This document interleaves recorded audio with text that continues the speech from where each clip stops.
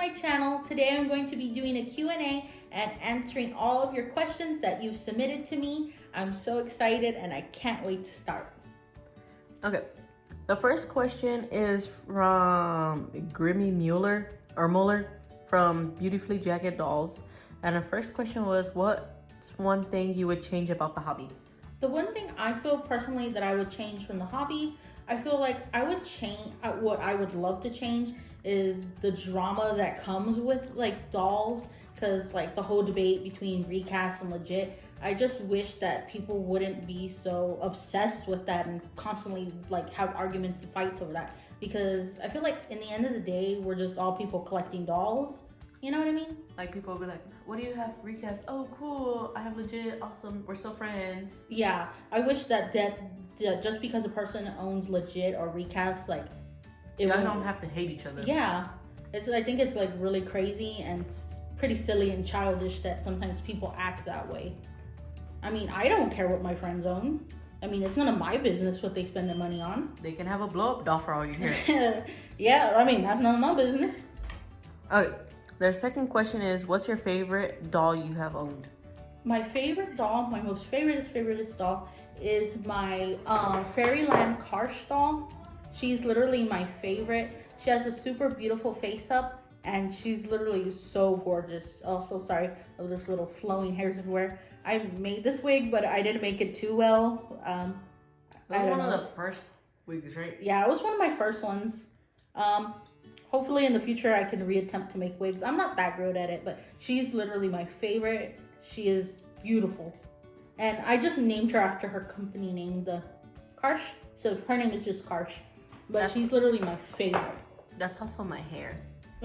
Oh yeah, I made that wig out of like human hair, like for my sister's hair, because I cut her hair and then I turned it into a wig. But I just wish that the top of the wig, like right here, wasn't like so like gluey and sticky, because I tried to do the Mod Podge with the wig cap and I tried to copy the video, but it still came out like very hard glue up here. So maybe I put too much Mod Podge. But yeah, she's my favorite.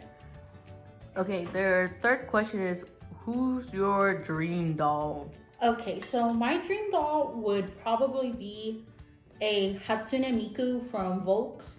She's super cute and super pretty, but to me, she's just a dream to own her one of these days, because I feel like she's so expensive and even trying to find her on the secondhand market is like really crazy hard. So I hope that one day I can find her at a reasonable price. Okay.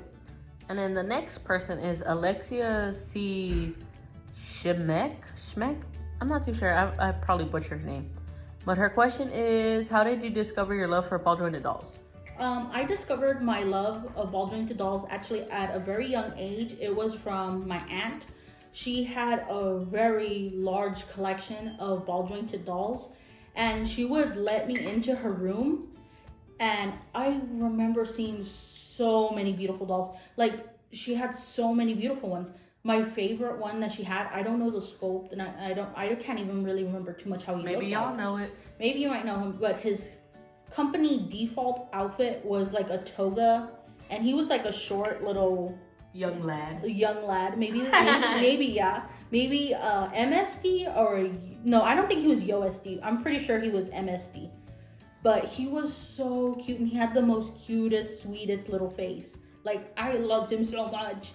But I remember he was my favorite, and I would literally go in her room and look at all of her dolls. Like, she had a centaur. I think it was from the Centaur Zoom. I'm not too good at pronouncing the company's name, but he was big. He was a big SD centaur, and he was big and heavy and gorgeous. And expensive. Very expensive. I mean, she would spend thousands of dollars after all. Yeah, I mean, she was hardcore into the doll game.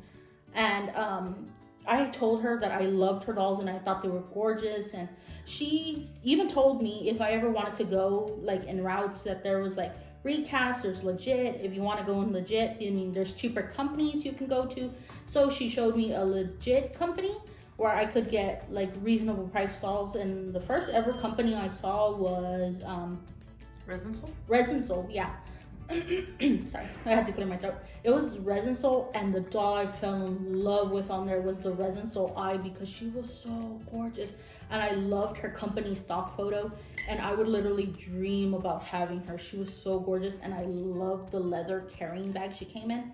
It like was the brown one at the time. Now they offer the white one, like it's a white leather carrying case, but I literally dreamt about getting her. She was so gorgeous. Did yours come with a carrying case? Huh? Did yours come with a carrying case? Yes, mine came with a carrying case. Oh. I actually ended up getting her too because she was so gorgeous. I had to have her.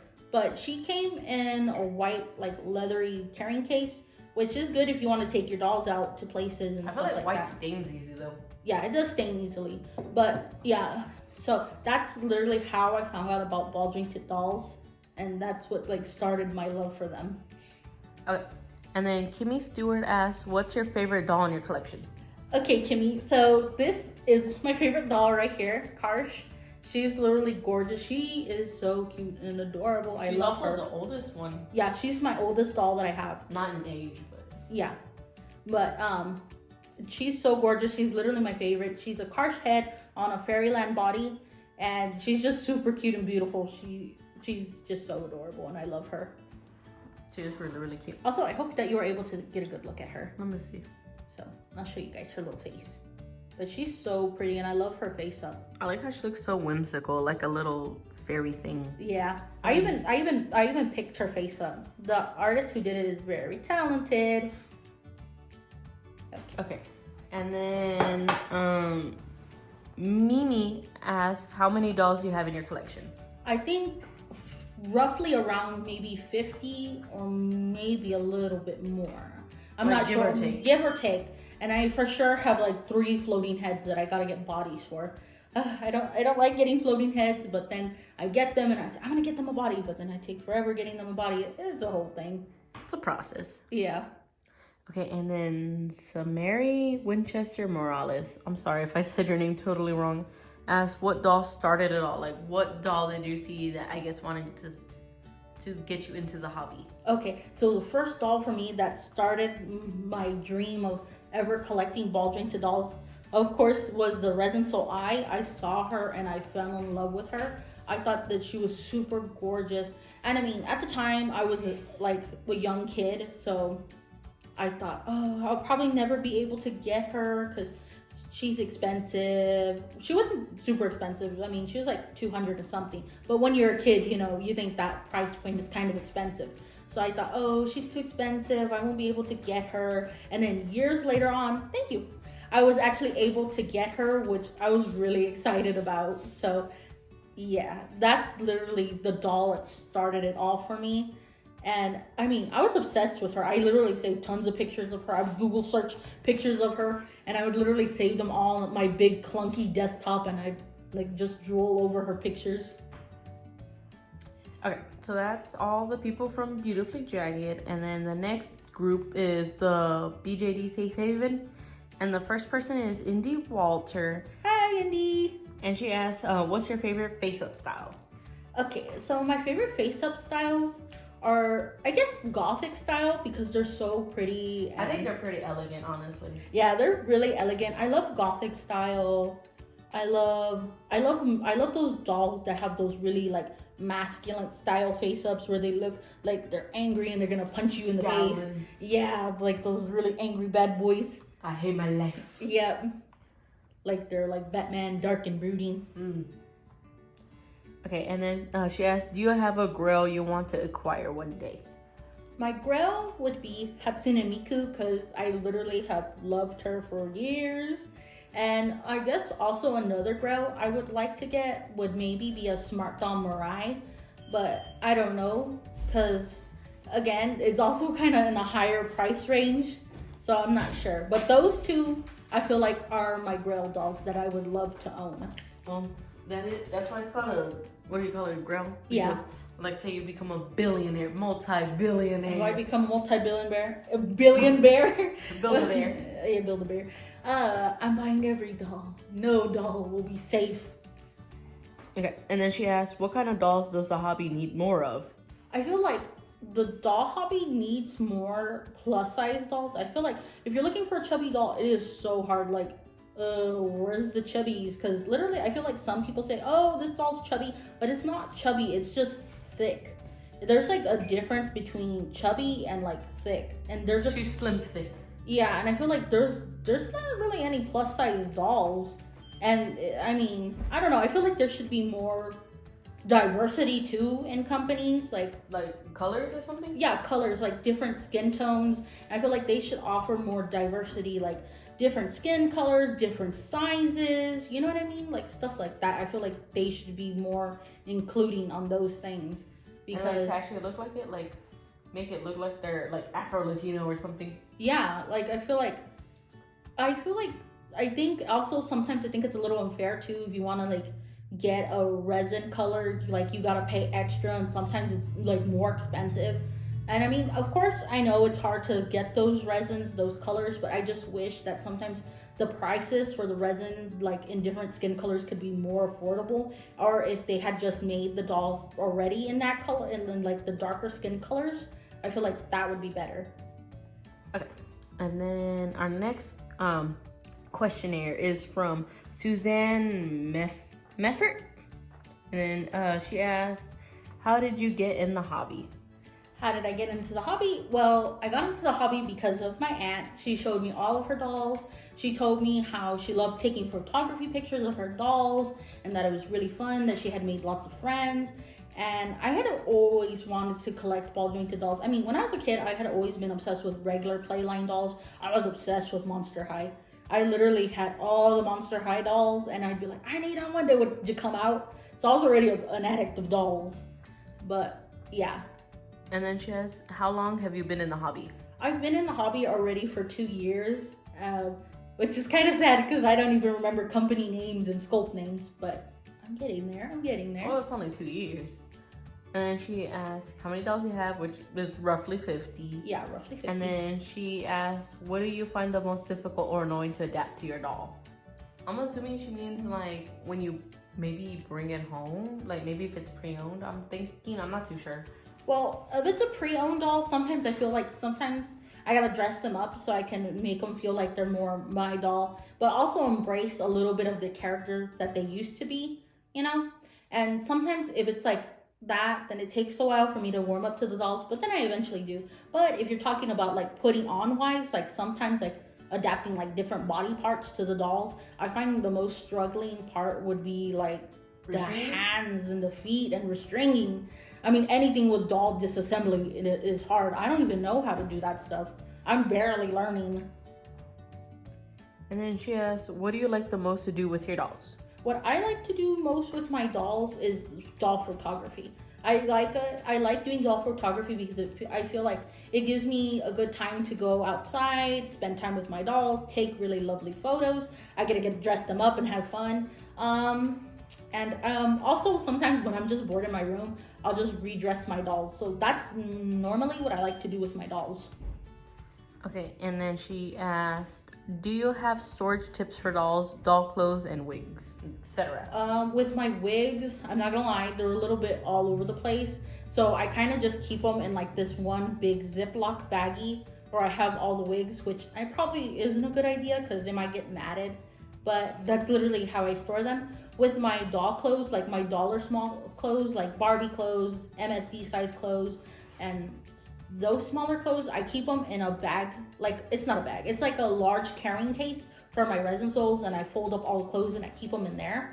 And then with the carrying case, I just put it in my closet. And then with smaller like props and little knickknacks, I have like a box dedicated to that where I keep them all in.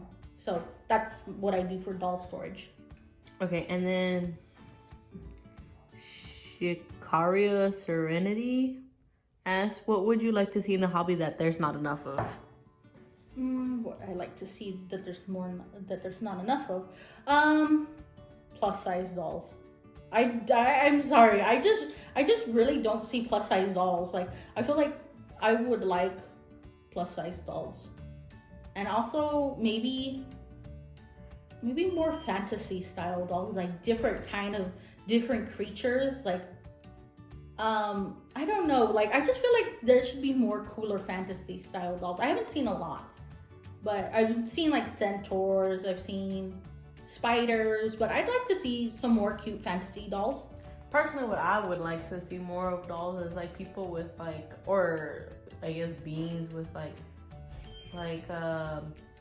different, not just plus size, but different body shapes and stuff in general. True. Because someone could be like, some people got the thick thighs and the slim waist, and then some people have like scoliosis or something, you know, imperfections and stuff, like realistic. Because like, I don't know, like Barbie kind of did that, like wheelchair bound Barbie and stuff like that. That would be so good. And it would be like, oh, peg-legged ball jointed doll or something. They should do that, or like a doll, a ball jointed doll with a prosthetic arm that you can take off and on. That would be really cool. Or like little Lego or something that's real, so people can kind of relate to the dolls too. Yeah, I don't know. I feel like that's real. Actually, would be really good too, because I think like stuff like that, like birthmarks, you know, vitiligo, dolls that have like disabilities, you know, so people can relate with their dolls, or if they're trying to shell their characters that maybe might have those disabilities, that would be great too. Because I think I might have saw someone in a group where they like took off their doll's arm so he can be an amputee, and he looked really cool. So I think that would be cool, because I think it would be hard to do that, like if you're regular trying to do that with a doll, because I would be afraid of the elastic actually going back in, but they made it work. And you know, I feel like maybe companies should do that, like amputee dolls, like different stuff like that, birthmarks, burn victims. Yeah, that would be really cool. I feel like different stuff. I feel like ball jointed dolls are really awesome because you can customize them, but I would also like to see more like stuff that's normally not like, you know, there. I just say diversity, but yeah. Whatever. Okay, and then Elvira Ochoa asked, do you have any stories for your dolls? Do I have any stories for my dolls? Sometimes yes, and then sometimes no. I kind of go back and forth a lot. Like, it was kind of hard for me at first to try to come up with a story, because I was first collecting MSD size dolls. Then I went to SDs, and I was like, oh, well, how can I make them all into one story that like works together? So then I just, like, in my head when I first got them, I was like, oh, well, they're in a world where there's different like people. There's like fantasy creatures, there's giants, there's, you know, so literally in my doll little realm, everybody is like, there's giants, there's like little elf creatures, horses, centaurs. Like, that's pretty much how I do it, so they can all coexist together and live. Okay, and then they also asked, do you have an aesthetic or style you have for your dolls?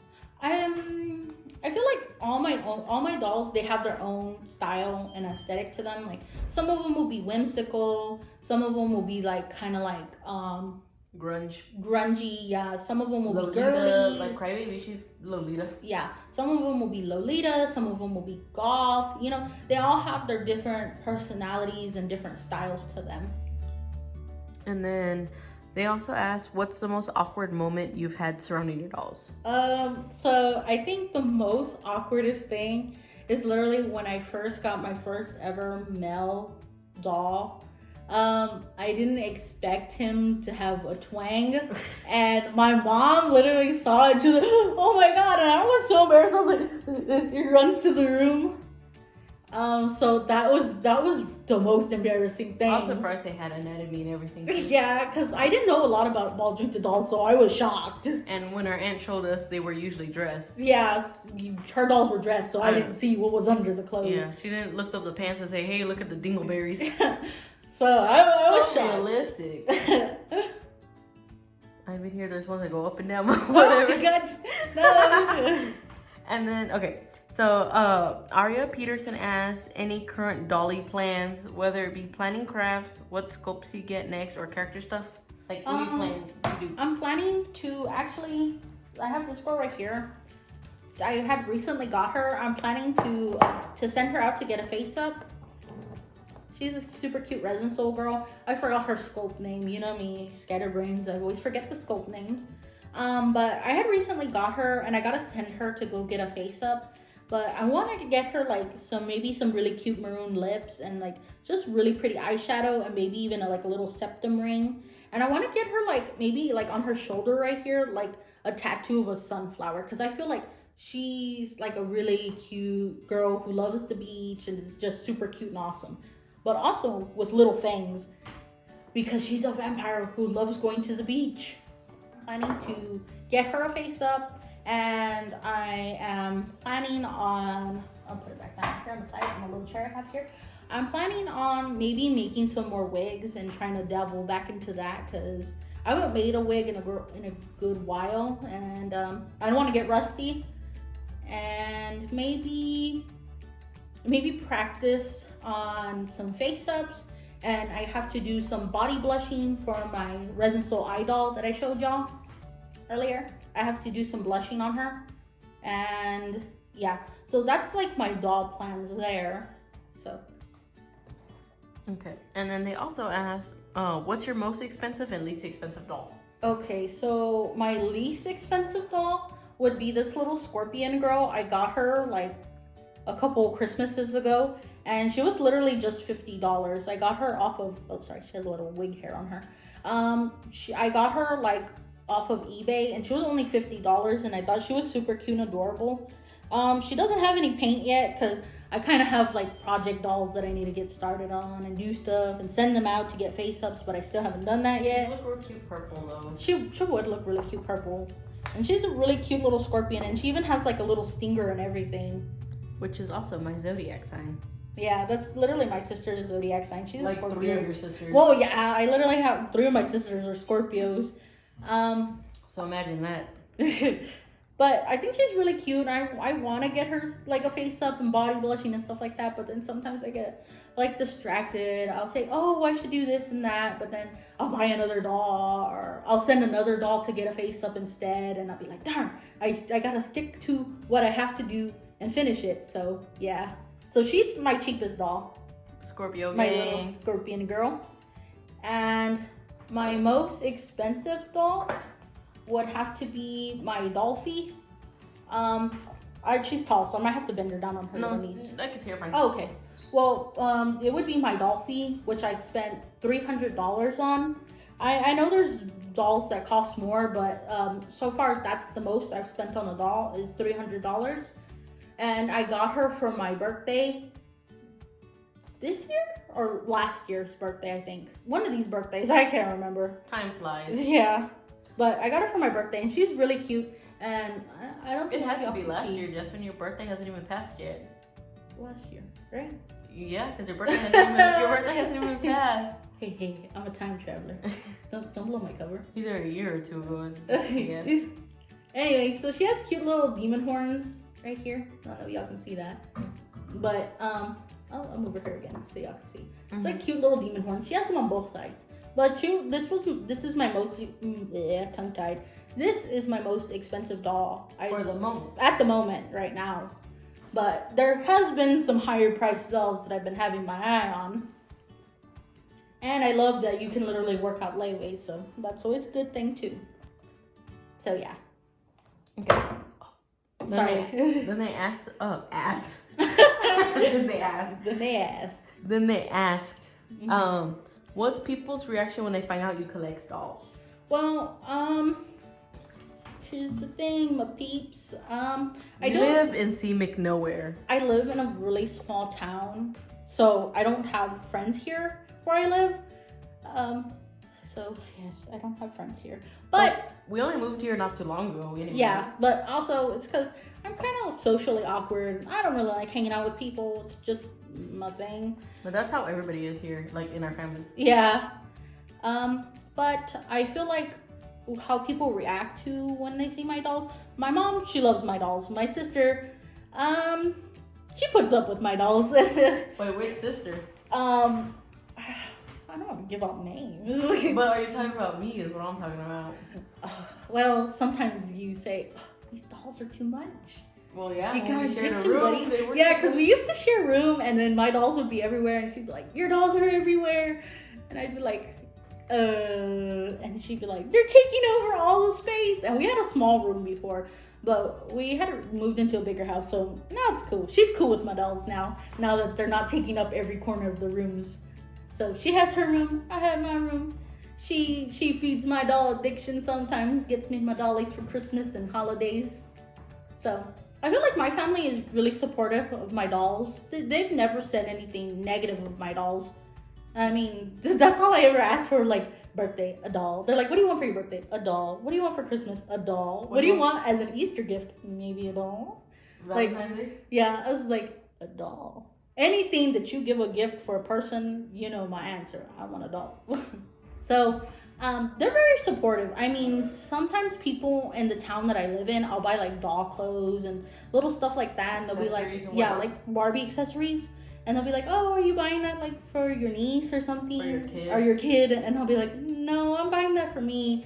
And they'll literally look at me and be like, oh, crazy. Yeah. Remember when that person didn't want to sell you a dollhouse? Yeah, like this one lady, I was on the Facebook Marketplace and I messaged her and I told her, oh, I'd like to buy this dollhouse from you. And then she never messaged me back. So then my sister messaged her and said, oh, I'd like to buy this dollhouse. And then my mom went to go meet her. And then my mom said, oh, well, my other daughter had previously messaged you about the dollhouse, but you never got back to her. And then she said, oh, well, I thought it was weird that a grown adult would want a dollhouse.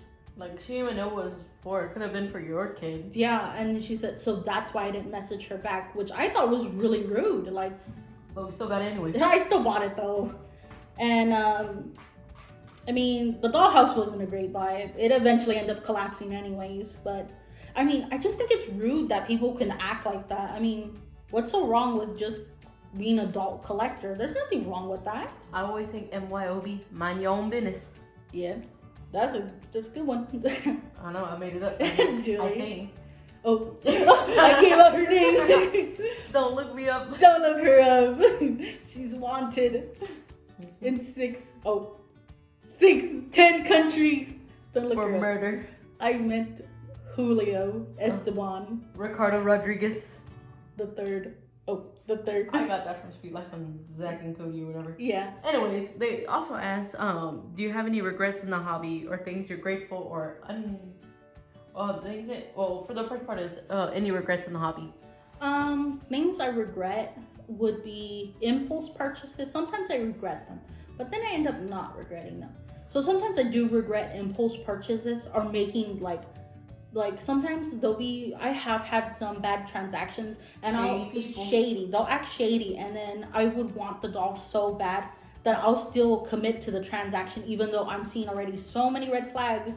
And you're like, nah, it's just in my head. And yeah. Everyone else is like, no, bro. Yeah, and I'll be like, no, it's gonna work. And then when shit goes wrong, I'm literally so stressed out, and I have to be on top of that person to one time a person didn't even want to send me out a doll that I bought, and I literally had to tell them, please, can you send out the doll? Can you send out the doll, please?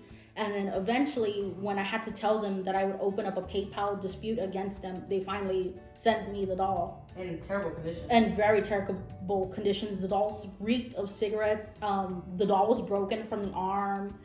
And it wasn't a pleasant experience with them because I felt like they try to make me feel bad and feel guilty when I would ask them to ship out the doll. And I feel like that's not how you should treat people and make definitely them not how you conduct business. No, bad. Very unprofessional. Yeah. I got a little doll wig hair on me. And are there things that you're grateful for while being in the community or hobby? The things I'm grateful for being in the Ball Jointed Doll community is that I've made so many good friends. I've made lots of nice friends, and I've literally met so many nice people.